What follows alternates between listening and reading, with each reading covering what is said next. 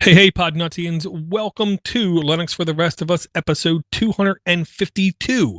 This is a podcast all about free Libra open source software. Basically, this is a Linux podcast that we like to say is for the newbie and the veteran alike.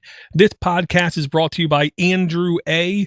Andrew A. was a Patreon supporter for Podnuts for the month of October in 2018. And even if you only support us for 1 month, we Podnuts will support you for the rest of our existence. So I want to say thank you to Andrew A. And if you too would like to partake in this thing we call Patreon, all you have to do is go to patreon.com/podnuts. That's where you can support Linux for the rest of us. And speaking about support, we have a great support technician with us today by the name of Bruce Patterson. How's everything going, Bruce? Sure, I'm doing pretty good. How about yourself? I've had a weird couple weeks is the way I'll put it. I've been at my place of employment for now 23 years, just about. And last week I was onboarded onto a new system, a new product, a new process, with like my boss literally almost half my age, which is a little weird, but he's an incredibly nice guy, so it makes it much easier for me to digest, is the way I'll put it. It's funny you say that because for me, we're both roughly in the same age category, and it's pretty common now for our bosses to be a little bit younger than we are, and it's funny because I think we handle our situations a little bit better as well. I mean, one of the things that I approach it from is that I'm willing to work with these folks if they know what they're talking about, and if they're willing to bear the brunt of the pedantic meetings that happen all the time. If they're willing to answer these kind of questions and stuff, I'm all on board with that, and in this particular case, my current boss absolutely is. Yeah, I mean, my boss, I had two other people who were on this project for months say to me, they expect you to ask a million questions. And I said, well, I'm very sorry to inform them, I'm not.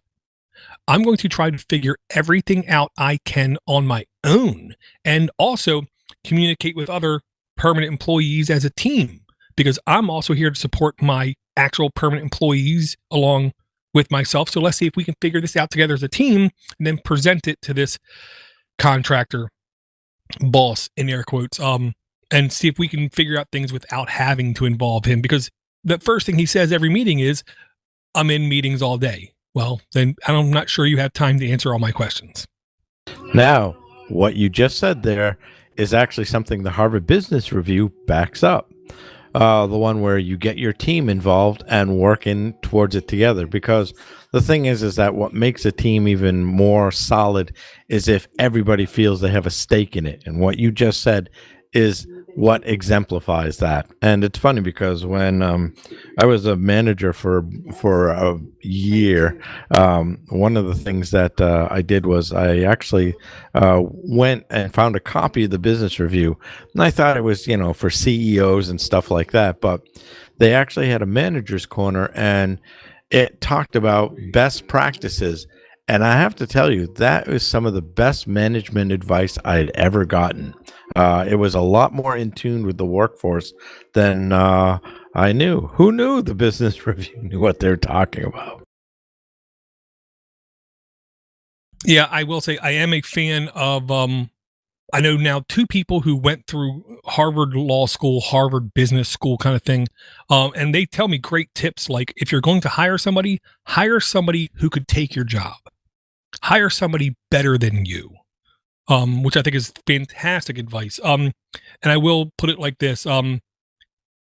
I firmly believe, the goal of any job should be, let's try not to kill each other. Let's try not to be like utterly disdain towards each other. It isn't a question of getting along. This isn't a playhouse. This isn't a clubhouse. This is work. Let's shoot towards goal-oriented work measures. And if we can learn stuff along the way, dare I say, like Fat Albert, if you can learn something along the way, well, then it's just a little bit better. Well, and also another thing that doesn't hurt is that at the end of a successful project, that you actually legit and with some earnestness say thank you to the folks who helped succeed with this, because people, they don't need to hear it every day. That's just ridiculous. But when they've genuinely worked hard towards a goal and they successfully did it, acknowledgement goes a long way as well. Yeah, exactly. And I will say, I feel like the same kind of thing is true in open source software, where everyone I know who has participated in contribution, it isn't about the money because there's no money. It's about being part of a community and literally helping each other solve vicious goals. Yes, some of it is the individual person wants to showboat and look good and look how smart I am. But at the same token, it's for a greater good, which is the real reason why I think I was initially drawn towards free Libra open source environments.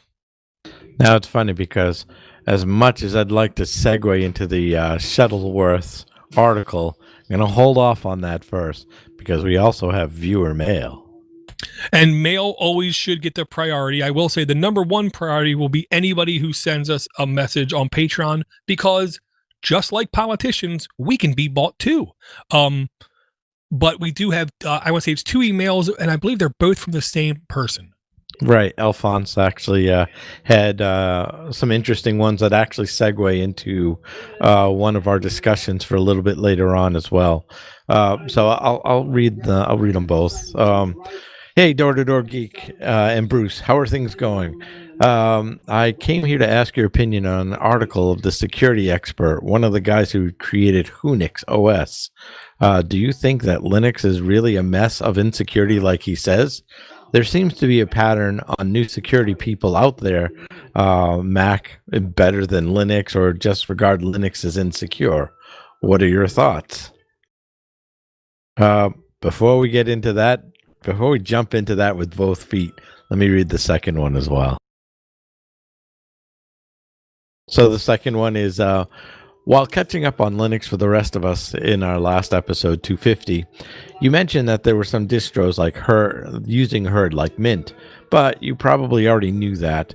They're also working on GNU Linux distro using the Herd kernel. That is not pre-beta. It's called GNU Guix. He left a link, guix.gnu.org. So at some point, if we just choose to do a review on that, he'd be excited. Well, I'll first admit, no, I didn't know. I had no idea they were doing this. Did you? Oh, no, not at all. So I will have to educate myself and go through it. And it is the kind of thing that I honestly wouldn't mind, let's just say, like live streaming some of my experiences with it. And of course, they're creating their own package management system, which I really, I don't think look. I understand everyone believes that they're right and the other person's wrong, and I know what I'm doing, and they're doing this wrong, they're doing that wrong. But I personally really am shocked if anybody in 2020 believes we really do need another package management system.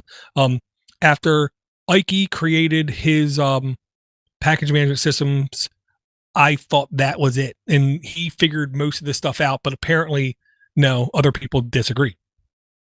Well, it's funny because the package managers I use are as old as most of these distros combined. I still use Synaptic on Debian. I never have a problem with it. I was going to say it works. It absolutely works. And let's see, for MX Linux, their package management system is pretty good. I believe that also is based on Debian's Synaptic as well. So, I mean, you can't go wrong if that's what you're building on top of. Yeah, so I will definitely have to check this out. Probably not going to install it in a native operating system on like hardware. I will probably put it in a VM. I will admit that. Yeah. For me, I might take the easy way out and check the last time that DistroWatch had actually done such a review, if they've even reviewed it at all. Well, see, I'm going to put money on it right now. DistroWatch hasn't. And the only reason I say that is because DistroWatch is my gateway to new distributions, and I never heard of it. So, and I subscribe to everything DistroWatch, so I don't believe it is. I'm sticking with that. Okay, now, the security thing. Is Linux secure? No. Is Windows secure? Nope. Is Mac secure? No. Is iOS secure? No. Is Android secure? Nope. Is Diebold voting machines secure? No. Is Unix secure? No. Is BlackBerry OS secure? No. No. What is secure is something completely disconnected from any network and isolated and has their USB ports filled with super glue. And you have to pass by people with guns, pass by key entry, pass by biosensors and everything else. And then you're approaching secure. I'll start with that as being my default stance is nothing is secure. Well, and I'll match that with it's like government. Theoretically, every government has its pros and cons. Once you add the human element to it, well, now it all becomes a lot of cons. And I really think that your OS is as strong as your administrative skills. And it goes back to the Stephen Von Nichols article that we had touched upon on our last show, in fact, because basically he wanted to stop all this foolishness about how insecure Linux is. I think really the bottom line is simply this. You do what you can as a regular user to keep your stuff safe. Update it, strong passwords, the drill. As far as in a corporate or enterprise environment, you've got a team of admins running there, and even the most basic of admins can keep their environment relatively safe. But it's like anything else. If you have a team of hackers dedicated to cracking your organization, they're going to do it. They will absolutely do it. The question is how quick is each platform to repair it? That's the real test of a good OS. Yeah, I have to agree. That maybe is the most important one. And I'm going to quote Winston Churchill, which the link will be in the notes. The worst form of government. Okay. And it says, many forms of government have been tried and will be tried. In this world of sin and woe, no one pretends that democracy is perfect or all wise. Indeed, it has been said that democracy is the worst form of government except all those other forms that have been tried from time to time. And that tells you how secure Linux is. Is it secure? No. But I can tell you this right now, it is among the safest operating systems to run, period. Now let's stop right there because what Bruce just said.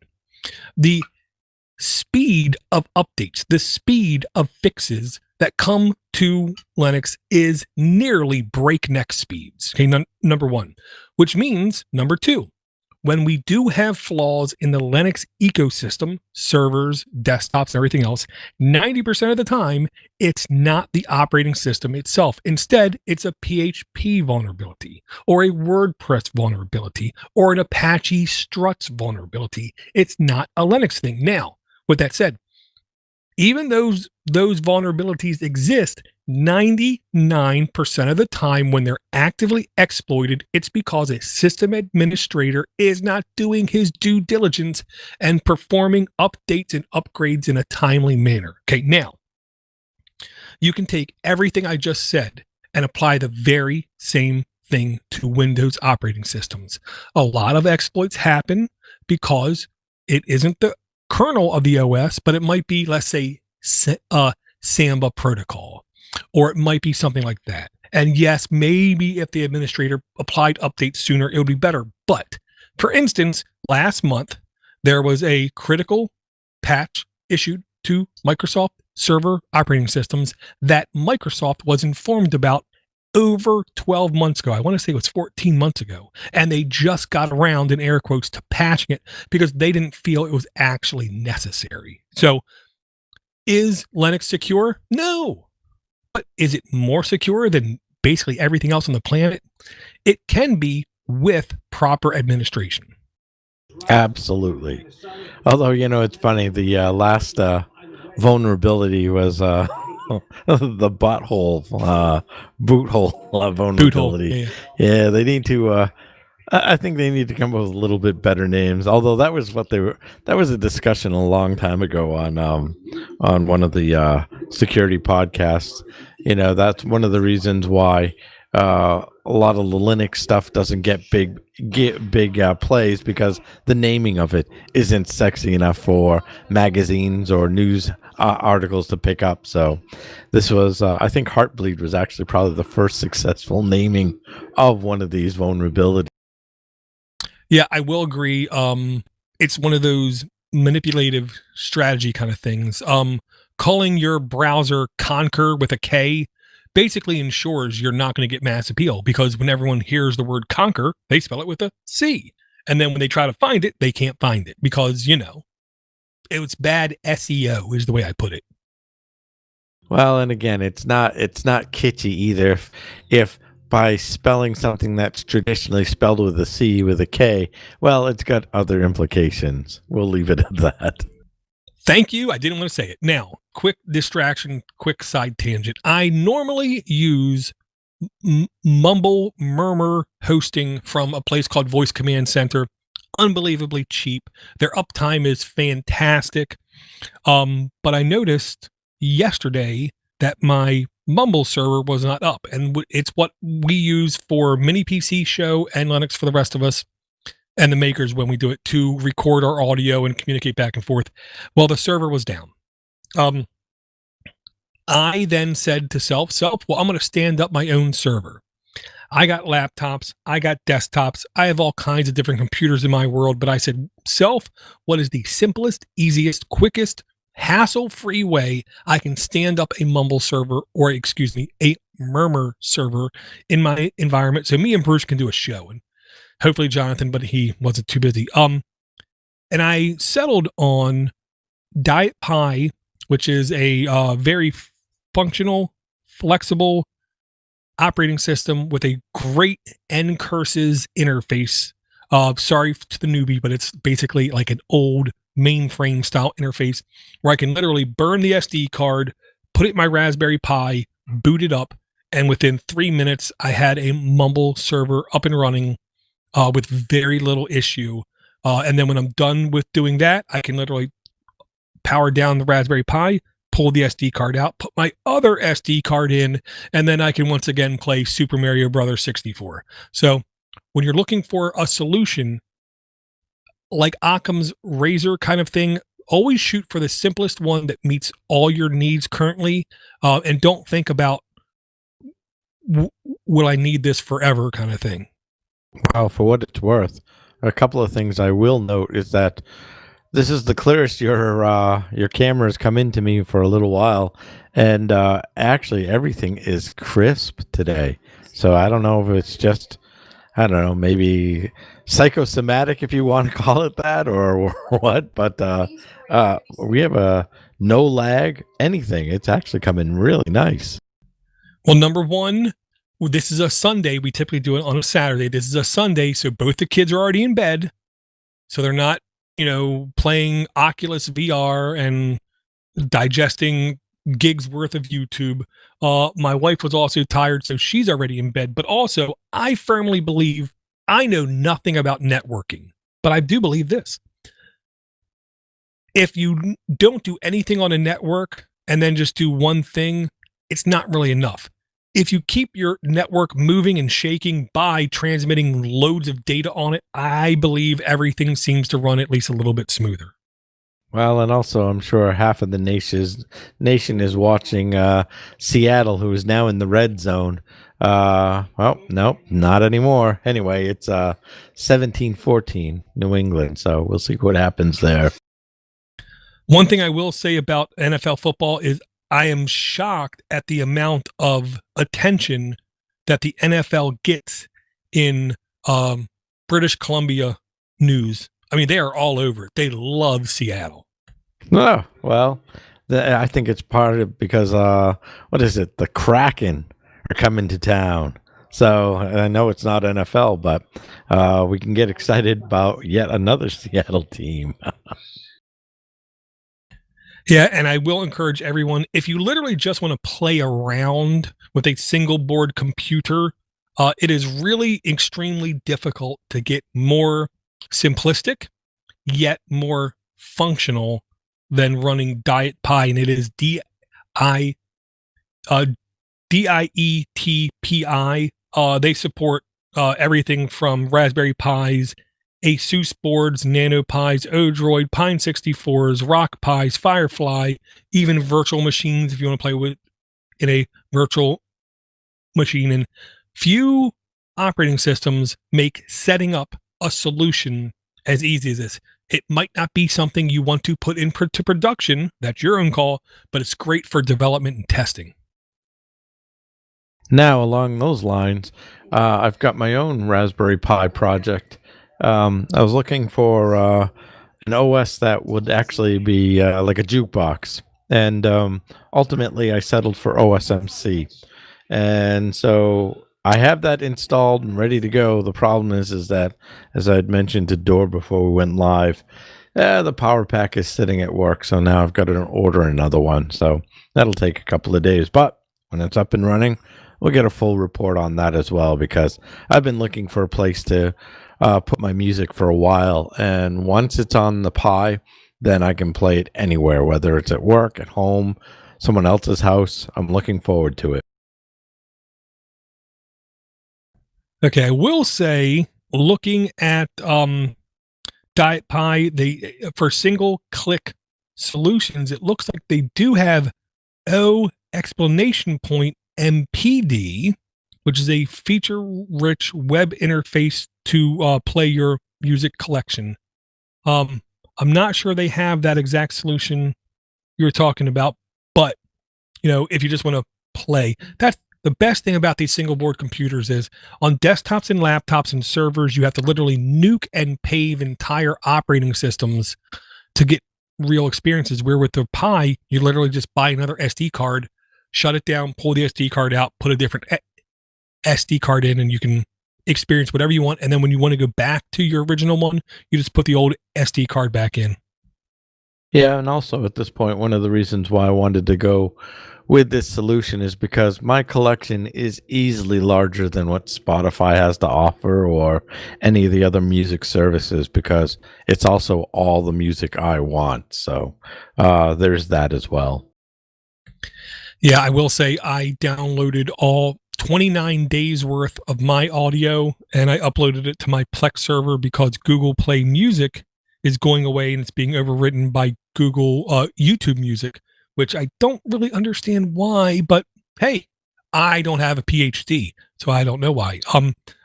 But I will say, I know I'm at that age. I know what I like. I don't need music discovery, okay? Because when I do turn on the radio and I hear something new, I almost always say, wow, this really sucks. You're not wrong. Well, I think also for a lot of us who are at this point, if we haven't, some of us are still keeping in that rock vein, but some of us have also started branching out to things like jazz and classical music. So, and for that stuff, that's what a library is for now.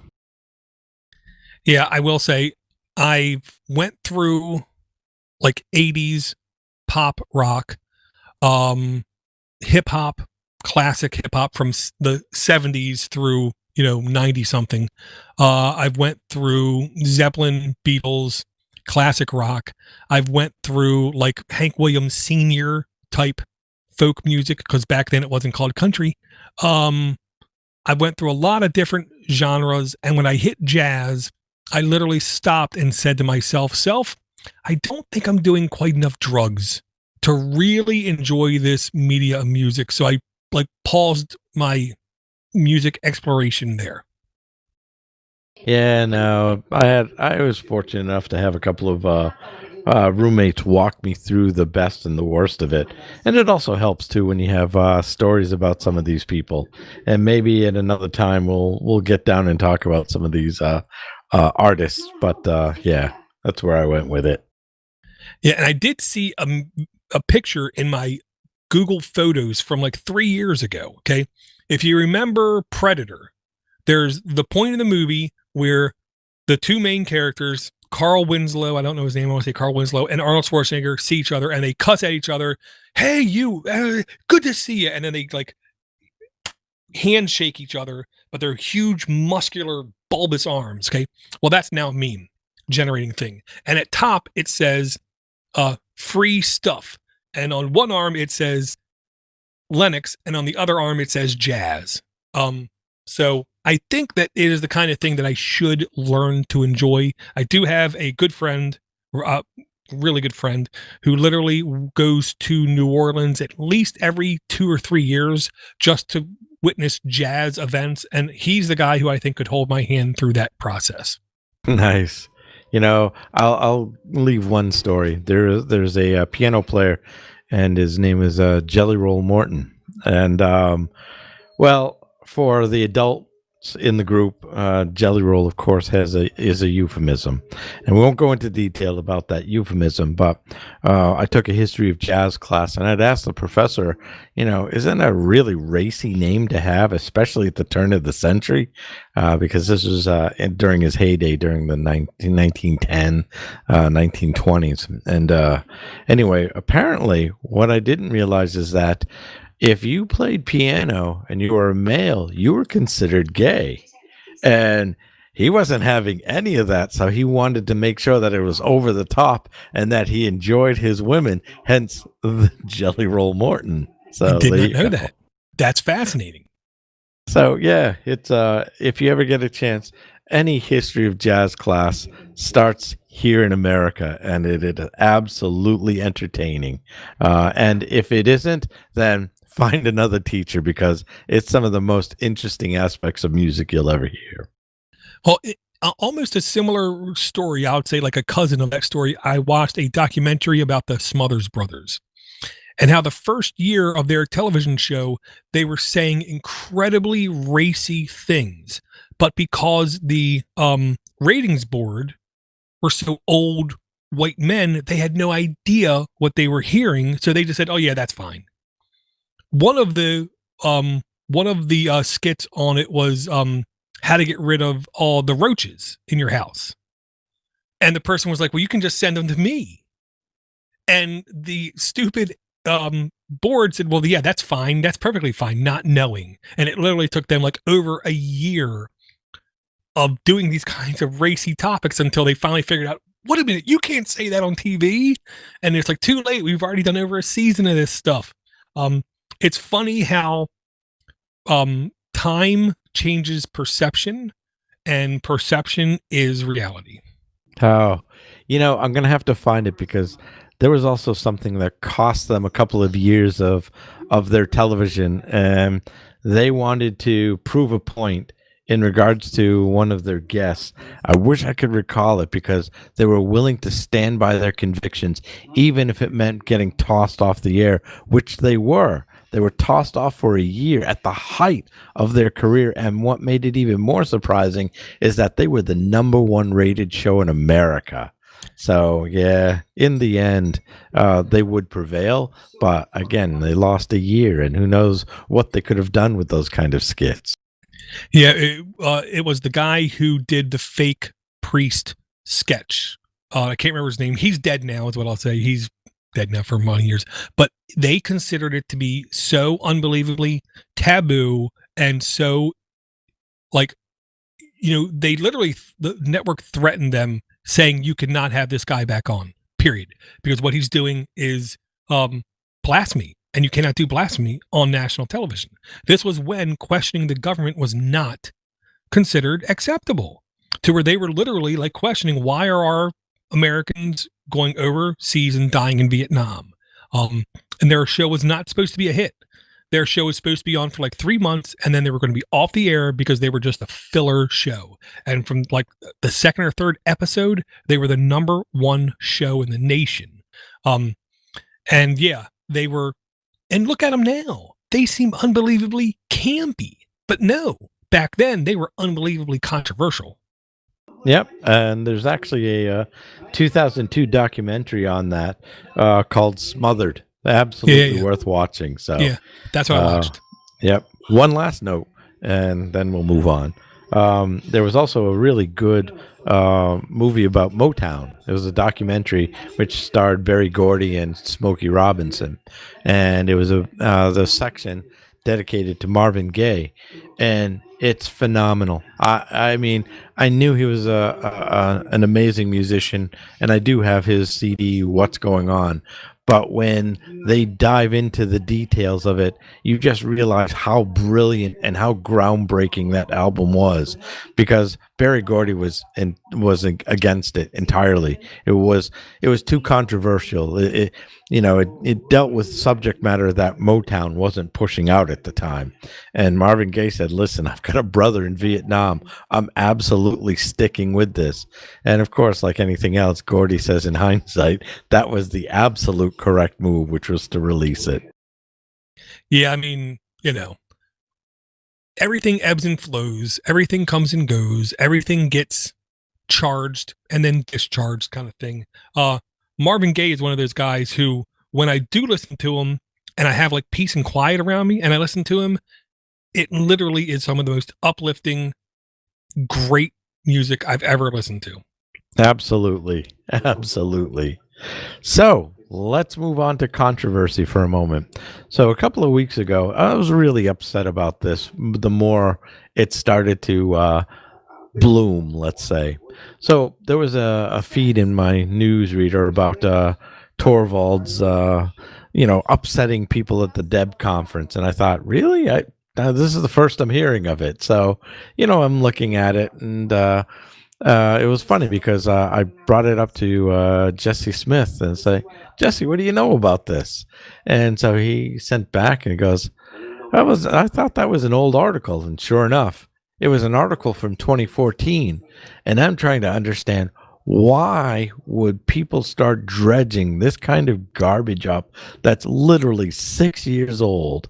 And I'm really upset that Slashdot did this, because at this point they're no better than the New York Post. But moving right along, then there was the article that came across it was the morality cabal of Debian users who tried to knife Torvalds, and that was in fudzilla.com, and those will be in the notes as well. Talking about, again, it's amazing what you can do when you take things completely out of context. Well, and that's what, honestly, I had another couple people get really upset at me for things that I've said a couple weeks ago, but I'll just put it like this. You, me, everybody, we cannot say how we thought, felt, and believed 6 years ago is how we thought, feel, believe now. Okay? The only constant is change. What we considered acceptable is now not. The example I'll use is the word fag. When I was a kid, 12 years old, it was common to say, utterly common to say. Does that make me a homophobe? No. It made me common man back then. Do I use that phrase today? No. Why? Because stuff changed, okay? They are dragging this stuff up in 2020 to try to basically do reverse smearing campaigns, which in 2020 is very successful for a lot of people, for a lot of things. It's because people are too stupid to realize back then we thought and felt and believed differently, okay? I tell you now, if Torvalds has anything bad happen to him because of this, I will personally devote a percentage of my income to him for the rest of his natural life. Because what I did back in 2014, I'm sure I'm almost ashamed of today. Should it be Should it be brought up and smeared back in my face? No. You know why? Because everybody who does that, you have the exact same crap in your past. You ain't innocent. Nobody's innocent. So for people to bring this back up, to me, they are the bottom rung of society who need to be publicly flailed over and over again, because this is absolutely disgusting. Well, there's also the implication that you haven't learned your lesson, which is absolutely ridiculous because as you get older, I'm hoping that most of us stay mentally challenged, whether it's, reading something, I mean, this is the information age. And if you're on the internet, you know what the sort of reliable sources are versus what aren't, and depending on, your political point of view, which, again, can be challenging in these times, you vet your sources as you see fit, although it is becoming more and more of a challenge because some of the places that you're trying to look for accurate information may not be as accurate as they used to be. And I blame a lot of the higher education for that mass confusion because, if you've got 40% of college kids here in America thinking that Judge Judy is a Supreme Court judge, we got a long, long way to go. Okay. Um, Ruth Gator, Bader Ginsburg. No matter what you think, you have to respect the woman. Okay, but 2 news publications in the last 24 hours mentioned that she grew up in the same neighborhood as this famous person, that famous person, and then they mentioned Judge Judy. Okay, no.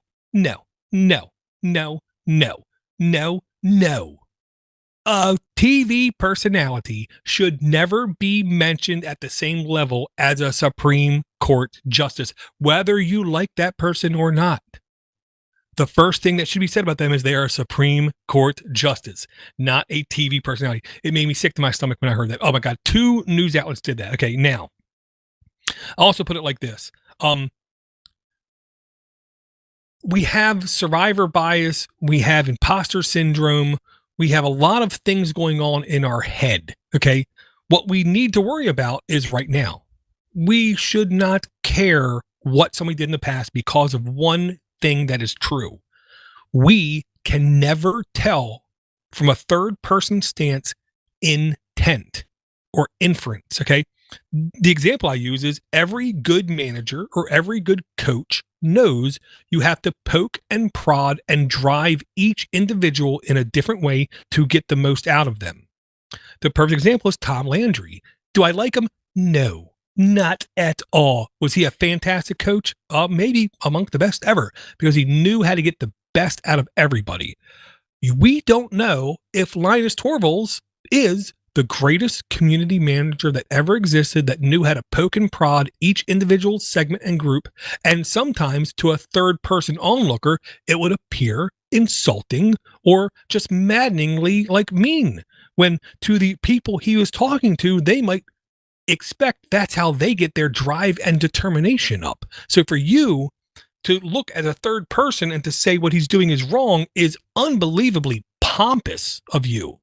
You truly fall in the camp of weird, Western, education, independent, rich, democratic people who cannot understand the rest of the world because you're in your own filter bubble where you believe not only do you know everything, but you know everything that is true, that is right, that is honorable, and that is honest.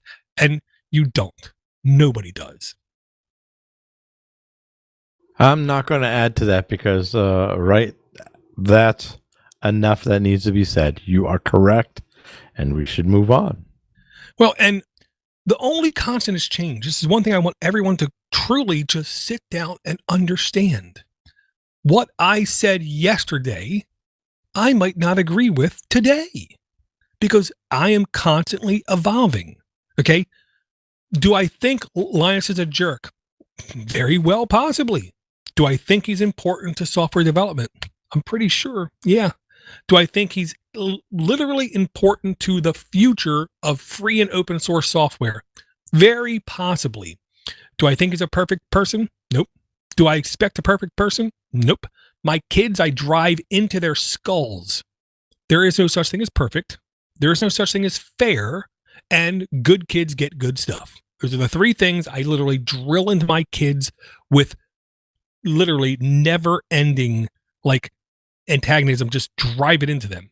Because if they expect fairness in life, they are going to live a completely miserable life. And if you expect your code leader to be sweet hearts and buttercups and a super nice guy, you are going to be miserable for the rest of your life. Well, you only need to look at some of the other OSs too. You bring up Steve Ballmer. Do you think he was a fun guy to work with all the time? And Steve Jobs, he was a dick. That's a very nice way of putting it. He was the biggest jerk in computing history. There's no doubt. The things he did, the things he said, the way he treated his people. You want to think Linus is mean? No. Steve Jobs was easily 10 times more mean, and he had the power to fire you and ruin your career. I don't know a single career I've ever heard of that Linus ruined.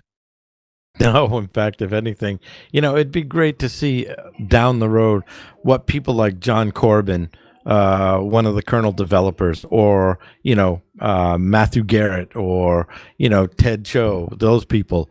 I'd be very interested in their take down the road, because if they don't have to worry about repercussions, it would be nice to hear.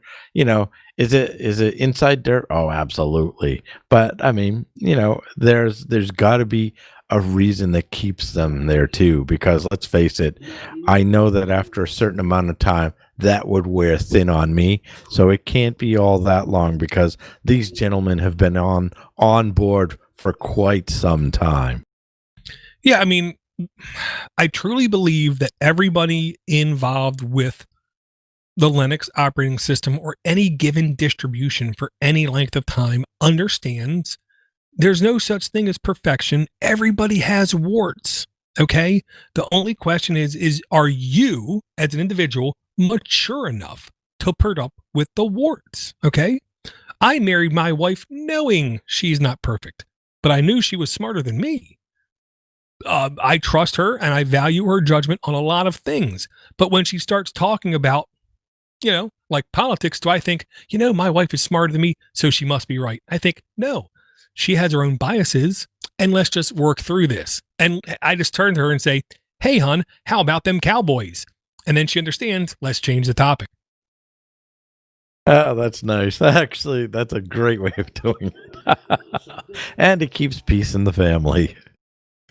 Well, and I tell her, it's good to be mad at me, and it's good to let your emotions out. The worst thing you can do is let it all just be internalized, because then, like an Irishman, you'll die at a young age. Now, I think this segues nicely into community, because there was an article regarding Canonical's Mark Shuttleworth. Community's coming back to Ubuntu. How about that? I mean, okay. This is an article where I will not lie, Bruce, I have incredibly mixed feelings about, because I'm not an Ubuntu fanboy. I'm a fanboy of nothing. I use Ubuntu like a tool, like a screwdriver or a wrench, where I find it be apropos. I firmly believe Debian-based distributions are more desktop entertainment-focused operating systems. Fedora, Red Hat are more hardware, big server, enterprise-focused distributions. Am I right? No. That's what I think, so that's what I believe. For Ubuntu, a Debian-based distribution, to not extend and embrace the community is one of the most unbelievably neurotic things I could not understand for the longest time. So for them to finally go back on that statement and embrace the community, I'm just like, what took you so long? I'm sitting here like looking for a mate, and for years you just completely disowned me, and they have not seen tremendous success since then is the real key. Yes, they've seen some server numbers bump, but there's no doubt their desktop numbers percentage wise versus the Linux norm has not went up. No, but interestingly enough, in the article, it does talk about the fact that Shuttleworth claims that his money is no longer needed to aid the project. So the donations or the paid services must be significant at this point. I mean, God knows that my first run with Ubuntu was back in 2005. So, with that being said, yeah, they've had a good run. Although it is interesting when you go to DistroWatch, and you see that they're not. I don't think they're even top 5 anymore. No. Um, and man, this is the way I'll put it. It's always more expensive, and the perfect example is using an engine. It's always more expensive to accelerate than it is to maintain. Okay. I do believe that they're now in a place where it should cost them less money to maintain. They've proven themselves to be stable. They've proven themselves to be kind of like a leader in some feature sets. They've proven themselves to be um consistent over the years. Because like you said, my first experience was, I want to say 606, 2006, Dapper Drake. And since then, they've been unbelievably stable. They've had a long-term release here or there where you wanted to wait a week before you installed. But for the most part, it ran unbelievably solid and stable. So here's what I really hope. I hope not only do they listen to the community, but like other distributions, they literally let the community sit in the driver's seat and literally help make in really important decisions about the future. Because like you said, they're not paying the community. So the best thing they can do is pat the community on the back and thank them for their support and show them their value in the system, in the ecosystem. I do believe that, the only constant is change. Amazon is making tons of cloud money right now. Microsoft, the Jedi contract, going to make tons of money in the cloud ecosystem. There is room. There is room for a third and fourth and maybe even fifth ecosystem. I know Red Hat is doing phenomenal on cloud stacks, is the way that they put it, kind of thing. I do believe there is room for Canonical to be successful, but if they don't support the fans, those rabid fans, I think they're going to have a really hard time. So I think they're finally doing the right thing. I'm never a fan of Mark Shuttleworth as an individual. I thought he was literally like the creepy guy next door who, whenever he said hi, you wanted to just walk away from him as quick as you could.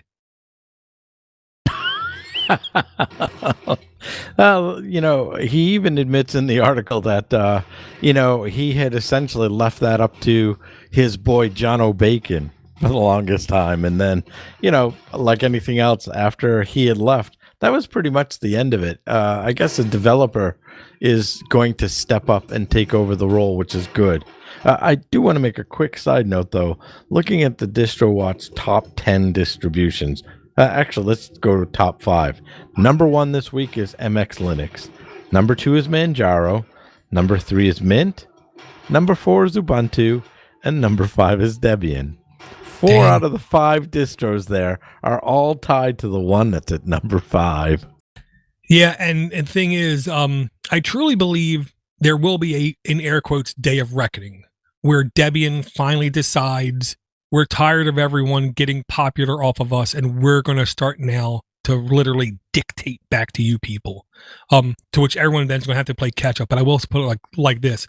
I am not an Arch fan whatsoever, but Manjaro is dang smooth. I am really, really impressed at how well that distribution works. Nope, I'll second that because I had it on my machine for about 6 months while I was figuring out what to do. And I'm not really sure why I didn't stick with it in the end, but maybe I'll give it another shot down the road because I've had it on this laptop now for, Debian's been on this one for now 3 years. And MX Linux on my production machine is, I think, on its second year now. So, yeah, well, when it's time for a change, we'll switch out and see which one wins. Yeah, absolutely. I want to say I've been running Manjaro almost a solid 6 months on my Pinebook Pro ARM-based laptop when I'm doing play around stuff. When I'm not doing play around stuff, I boot to my SD card, which is then running a Debian distribution because then it supports my external USB-C connector to HDMI. One supports the HDMI, the other one supports the Ethernet. So it's like, there's no perfection. Again, I have to pick my battles kind of thing, kind of like marriage. Kind of the same reason why Richard Stallman would never be married. Come on, there's got to be somebody out there who's in love with a troll who picks his toes. But anyway, one side note, speaking of picking your toes, Microsoft Ignite conference is next week, and it's free. In fact, this might be the greatest opportunity for techies in general because ever since the coronavirus has embraced the world in a sleeper hold, just about every event out there, every large event is now free. What is it? The VMware folks, their conference is free this year for the first time ever. And this might be a good time to start looking at, Red Hat conferences. And I know the last two have been free. There's the International Hardware Conference, which is free. So, folks, this is the opportune time to pick up your skill set with no cost whatsoever except your time. Yeah, and I mean, between you and me, Bruce, I'll just put it like this. There's more than a couple people that I literally love. Who will not stop doom and glooming how we're all going to die.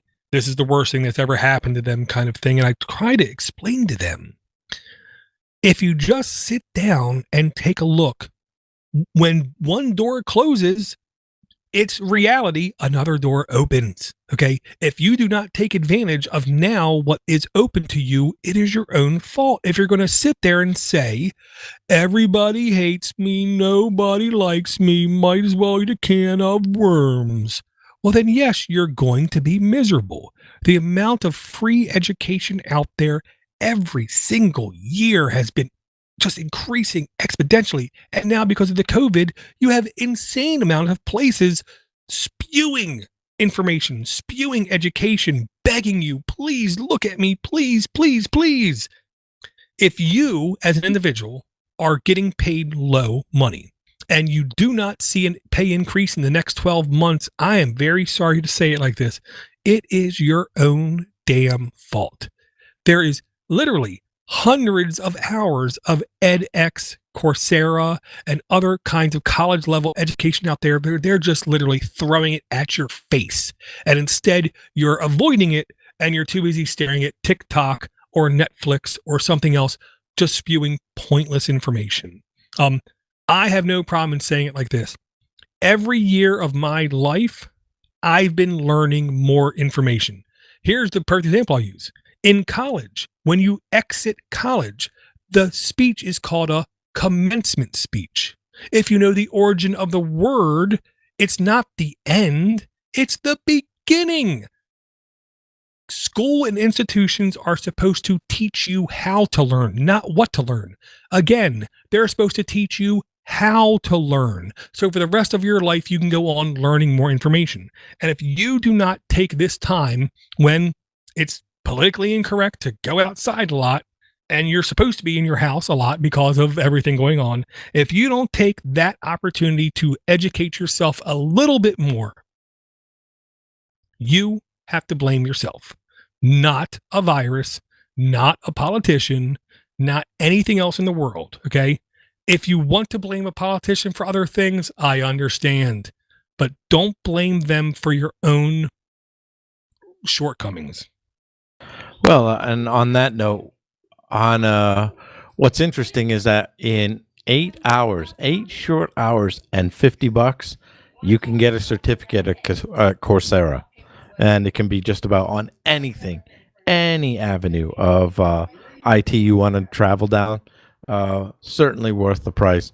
I believe the same price applies for edX, and I mean, with everything out there. If you don't get smarter this year, that really is on you.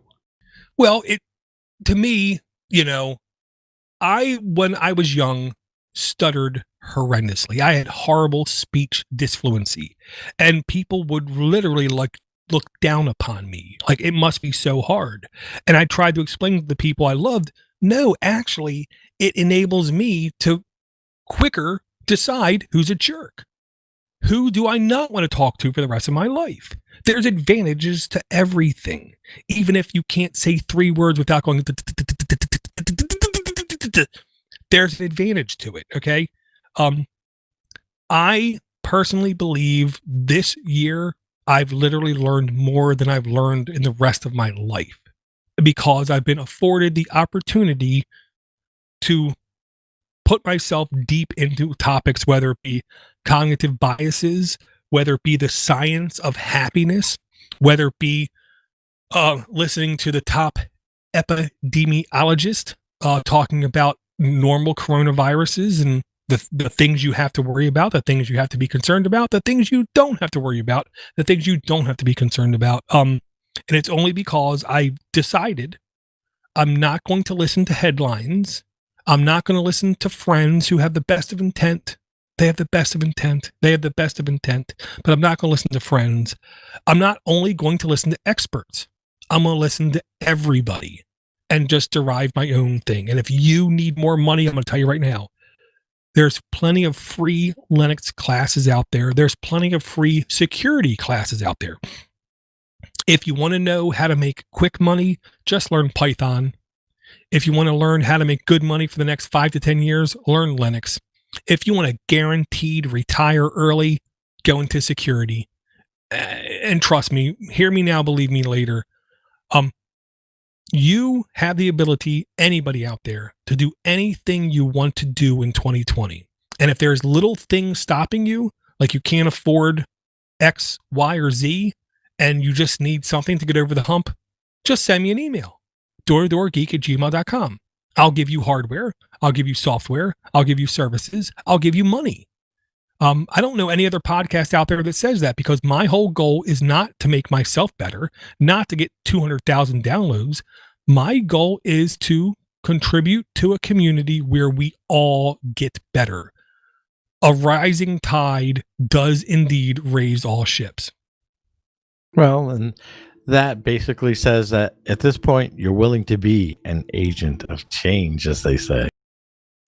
Yeah, exactly. I will say there's going to be at least 20 or 30 links total in the notes, because again, everything that I witnessed from the last episode was August 30th, will be out there. So if you guys want to peruse and take a look at them, I think there's some really cool stuff in here.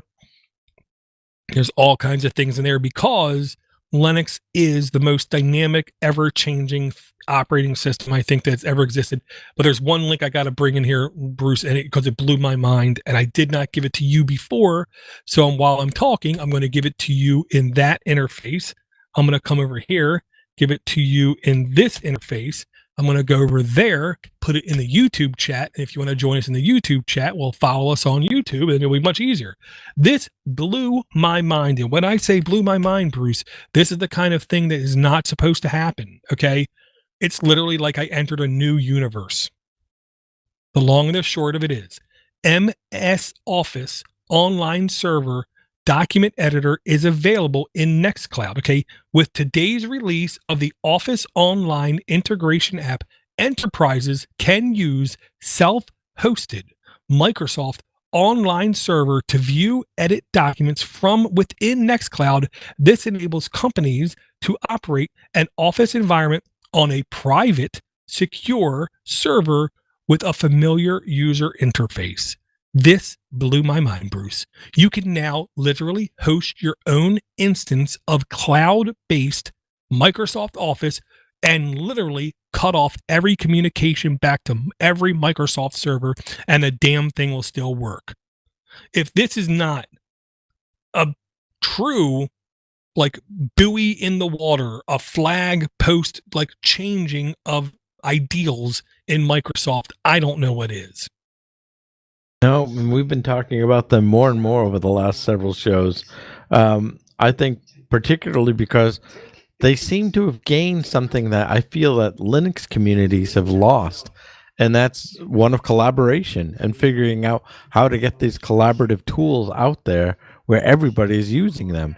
And for better for worse, they do have an army of designers who can make it look as good as they possibly can. Um, Even if some of their admin tools are from what is it, Windows 98. But Yeah. I digress. Yeah, and I mean, this is what I'm gathering. This is what I'm hearing through the grapevine. Okay. I've been in communications with now 15, maybe, people who work up in the main office of Microsoft. And what I gather is it's truly evolutionary in the sense of executives are not driving decisions. It's literally one of those few and rare enterprise environments where the lowest man on the totem pole actually has a lot of influence. And there's a lot of lower grade employees there who were brought up with a passion for free Libra open source software. And they think, honestly, they think like they have the ability to infect Microsoft like a virus and literally change their DNA at the base. And it's very shocking to me that it seems like they're actually being successful. They're literally slowly manipulating the actual RNA to DNA convergence and the replication, and they're literally changing the place from within. It's literally like revolutionary, is the way I'll put it. I still am not going to give Microsoft a penny because it's going to take, for me, at least a decade, at least 10 years of them showing unbelievably selflessness in supporting of things other than themselves for me to even consider giving them a penny. But this is the kind of step they can take where I can tell you right now, I am tempted to put this damn thing on my Nextcloud instance, but I know it won't work because it's ARM based, but I digress. It's unbelievably cool to see other companies being forced by their own internal people to become more floss friendly.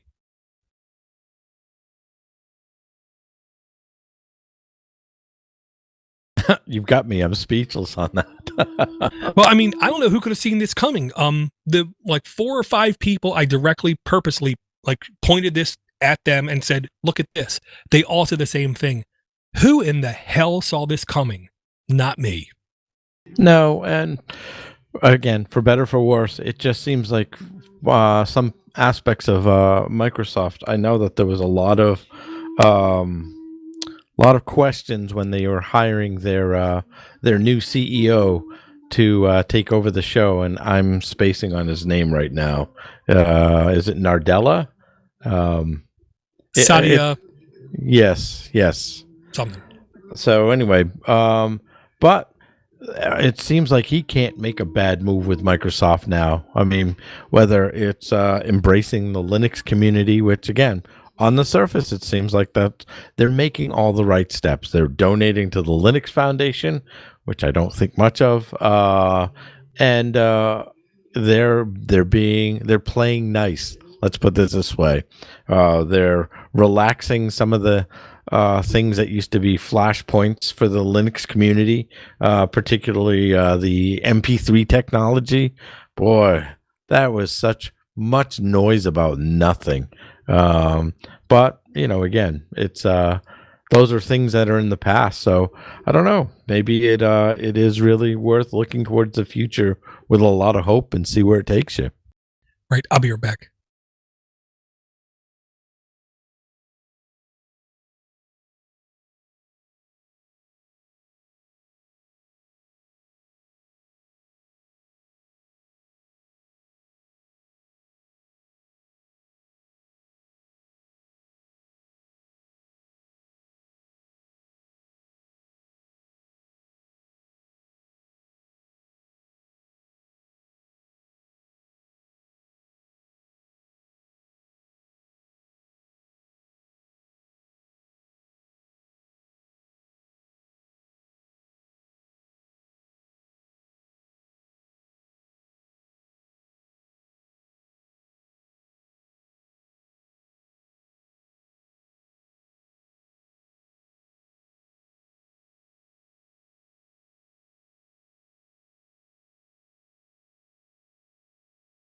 Sorry about that, Bruce.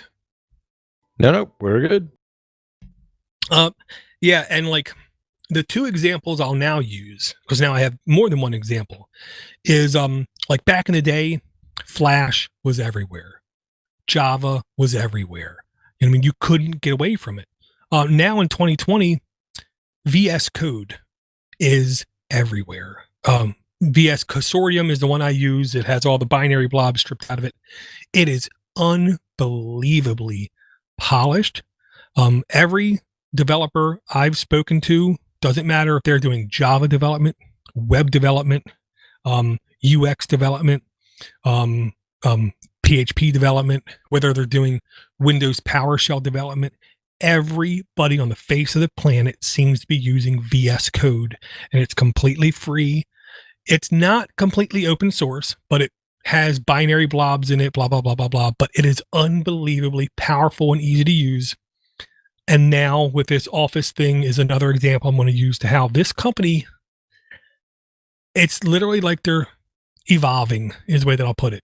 I don't know what they're going to evolve into, but they're definitely not like Big Blue, old IBM, who became stagnant and couldn't change. And that's why they went downhill for so long. This company seems to be doing a very good job. And yes, the current boss of Microsoft is an immigrant. I'm a firm believer, first generation immigrants to the United States of America are some of the most important people we've ever had in this country, some of the most influential people we've ever had in this country, and some of the people who make some of the most dramatic changes for good in the history of this country. I'm not a personal fan of his, but I'm becoming a fan of some of his work. I will openly admit. Well, and I want to add hardest working too. In fact, a lot of first generation folks I work with who are new to this country, they've been some of my best workers, hands down. Great work ethic because, they're in a better place from where they came from. And this gives them an opportunity to really shine. I mean, when you look at their work, it is so evident that they are good at what they do. Yeah, some economists say since they are the closest to real object poverty, they fear it the most, so they have the most drive and determination to not go back to it. I've also heard people say the kind of same thing about some athletes, to where if you get the athletes who are coming out of the third world, whether it be Brazilian jiu-jitsu, boxing, or baseball, when they came from a town where there was literal dying on the streets from starvation, they somehow tend to be the best athletes. Well, it's probably because they try the hardest. They don't want to be like the other people. Where me, I'm literally like the 14th generation in this country. I'm supposed to be some of the laziest things that's ever existed. Well, the good news for me is I was going through my mother's stuff today, and wouldn't you know it, I found my birth certificate. So the only thing I can say is that I can't be president of the United States. Very cool. So I'm going to ask you to take a look at that birth certificate very closely, Bruce, because I do believe it was a federal law enacted in, I want to say, the 60s.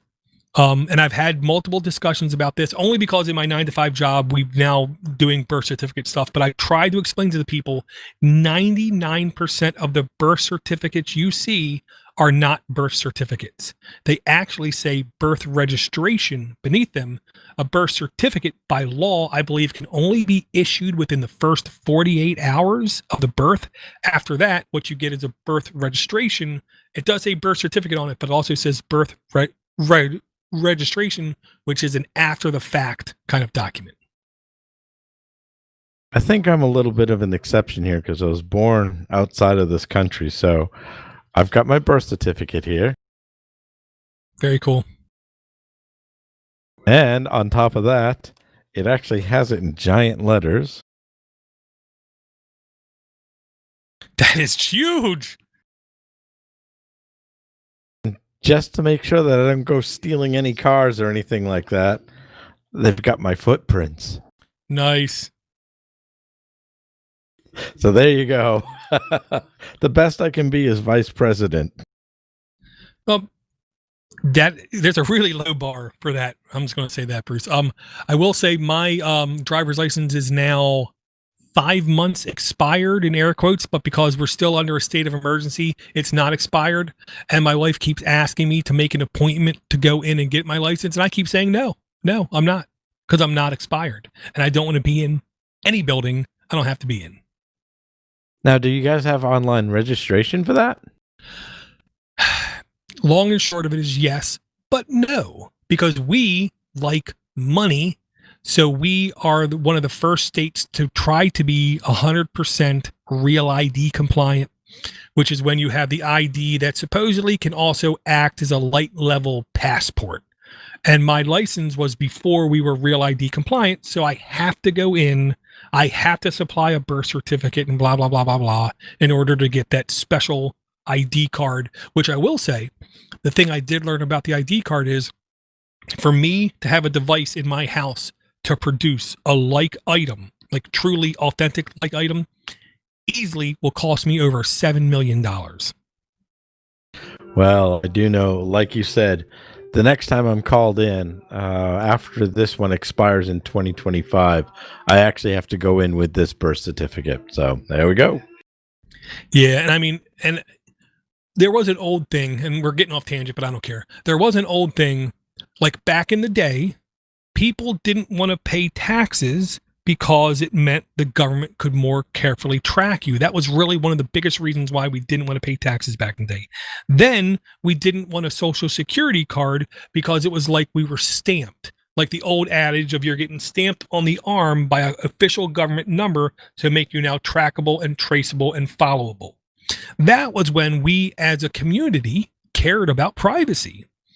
It does seem like those days are literally in the past for the amount of people that just give up all privacy in the names of convenience or in the names of just browsing memes or people dancing or listening to that stupid uncle swearing the earth is flat. So I do feel like I'm kind of Abby normal, as Marty Freeman might say, where I actually try to thrive on my privacy. The example I use is I never have one browser installed. I at least have 3 browsers installed. One browser does my banking and financial history. Okay. Another browser does my emails and does my services that I trust. A third browser is for browsing junk garbage websites. And then a fourth browser is when I have to go do something one-off on a website that I don't know if I completely trust, but they have something I like, whether it be an old episode of All in the Family or just I need to go buy this for my son so he will shut up kind of thing. And I use them like one-off browsers where every time I load the browser, everything gets deleted. All my cache, all my cookies, all my history, all my everything literally gets gone. Because I actually kind of moderately care about privacy. Well, and throughout all of it, I have to tell you that Firefox is one of my longest running browsers that I still use to this day. And Firefox is unfortunately killing off Firefox Send and I want to say another service. I can't remember what it's called. Because literally, COVID, they had to fire a bunch of developers. They did just publish a thing that they classified as a misinformation detector. Let's just put it like this. That was an extremely broad overstatement of what it actually is. If people aren't aware of, we have a thing called Google Trends, where in Google Trends, you have the ability to see what people search for, when they search for, why they search for, how they search for any one like topic or a key like word thing. Well, Mozilla put out a similar thing, literally that they call SMRT, I believe it is. Yeah. Social Media Analysis Toolkit, SMAT. Okay. And they try to say it's a tool for tracking disinformation. It's not. Okay. It's a tool. You have to provide what you proclaim as misinformation. Okay. And then when you do, you can basically see a historical graph of how much something appeared on Reddit, or hashtags or link counters or activities on certain key phrases on Twitter, Reddit, 4chan, and what's this called? 8KUN. I don't know idea what that is. But so if you're interested in what people are searching for, what people are saying on these platforms, then this SMAT might be a good platform for you. The obvious thing that's not included in this is Facebook, because it's like an if and or gate. Okay. Twitter by default is wide open. Okay. You have to literally ignore stuff to not see it in the public feed. Facebook is the opposite. By default, it's private, and then you have to only invite who you want or friend who you want to see their information. So for this tool to see, in air quotes, everything on Facebook, they would literally have to friend every single user on Facebook. So Facebook is not in this search. Now, for what it's worth, the SMAT is the Boston pronunciation of smart. Exactly. So yeah. And to me, this is another example of transparency. I give Mozilla $5 a month now for their VPN service, not because I need it, because I want to give things that I value money. We need competition. We need somebody else developing code out there besides Google, besides Microsoft, besides Amazon. We need somebody else. Amazon makes money from everybody every time we make a purchase. Microsoft makes money from every enterprise because everybody needs Office. And so we need to do our place. And Google makes money off of just our tracking all of our habits through the Google Chrome browser. Let's just say tons of money. So we need to do what we can to support other people as well. I beg people not to support me. I don't beg people to support the people who sponsor us, because we're not an ad-driven network. What I beg people to do is to support people like Mozilla. If it wasn't for them, the rate of innovation, I have no problem in saying, would be 1/10 of what we've had in the last 20 years, because they continued to push and drive innovation just as much as everybody else, because they had no choice but to keep up. Now, one of the things that you might want to do too, next time you're in your Google browser and you've already signed in, go to the grid and click on that, and then click on more, and then just see all of the services that they provide or that are available for use. It's astounding, the back catalog of stuff. That's how I ran into Coursera, actually. Yeah, I don't want to say it never ends, but there's a hell of a lot there. And honestly, a lot of companies offer more than any of us use. The old story is 95% of all the features that people asked to be involved in Office from Office 95, 95% of all the things people asked to be added were already there. People just didn't know how to find it. Same thing with any of these services. If you dig enough, you'll find they offer 100 times more than you ever thought. Nope, absolutely. So again, just to underscore, you owe it to yourself to explore those things because it's free. I like free. Maybe we should hang out sometime. Although one thing I do want to point out too, since we're on the topic of Google, next time you're also logged in, make sure it's google.com/takeout. And if you want to be horrified at the information that you've had over your life of your account, Takeout will show you everywhere you've been, literally, from the places you've shopped to the videos you've watched to the things you've searched for. So if you like that historical aspect, check it out. Yeah, so if you're suffering from Alzheimer's, it'll be a great way to remember what you did. Or that actress you've been trying to stalk. No comment.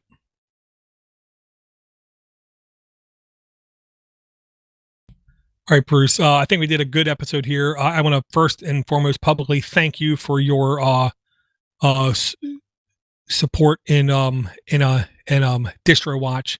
I still think it's one of the best valued websites and resources for general Linux information on the internet. Yeah, thank you. I think Jesse would really like to hear that. I should pass that along. Very cool. If people want to catch up with you, what's the simplest, easiest way? distrowatchbruce@gmail.com. Bada bing. If you want to email this show, it's easy. podcast@linuxfortherestofus.com. If you want to email me personally, it's doortodoorgeek@gmail.com. If you want to email the network, it's mail@podnos.com. All the links are in the show notes. If you want to know where the show notes are, you simply go to podnos.com, click on shows, Linux for the Rest of Us, and any episode, the links will be in there. We try to publish when we go live on Patreon. We try to publish live on Twitter and Facebook. We also try to let people on Discord know when we go live. And if those are places where you would like to participate with us, all you got to do is click, again, the links in the notes, and all the links will be there. I want to thank everyone for downloading. Thank everyone for their support. Thank everyone for their patience. Thank everyone for their compassion, because we all need it from time to time. And I will say, never, ever, ever forget, if you do not have root on anything, then you really do not know who does. Thanks, everyone. Take it easy.